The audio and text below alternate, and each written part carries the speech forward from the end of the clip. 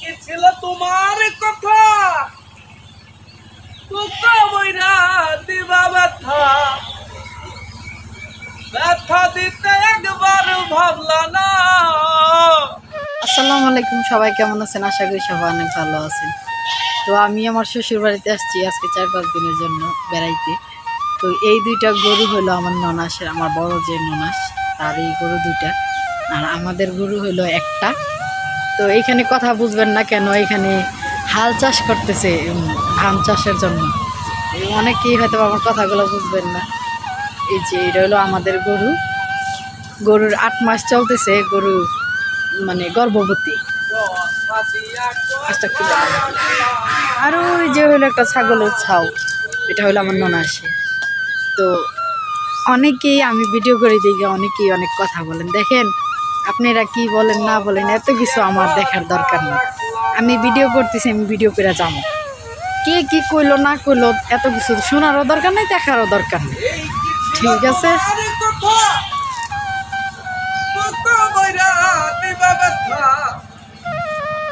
ব্যথা দিতে একবার ভাবলা না। এই কি ছিল তোমার কথা, তোকা বইরা দিবা ব্যথা, ব্যথা দিতে একবার ভাবলা না। নিজে ব্যথার গন্ধ মাখলা না।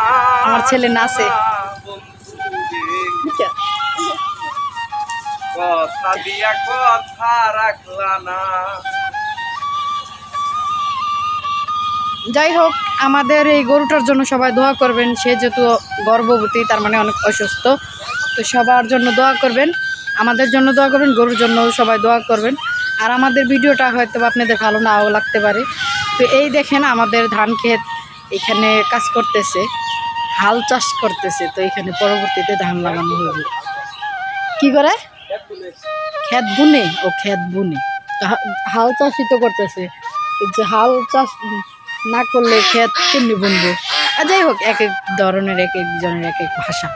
যাই হোক, সবাই ভালো লাগলে অবশ্যই আমার চ্যানেলকে সাবস্ক্রাইব করে দেবেন, আর আমার ভিডিওটি বেশি বেশি করে দেখবেন। আমার শ্বশুরবাড়ি গরিব হলো কি, আলহামদুলিল্লাহ, যা আছে তাই যথেষ্ট।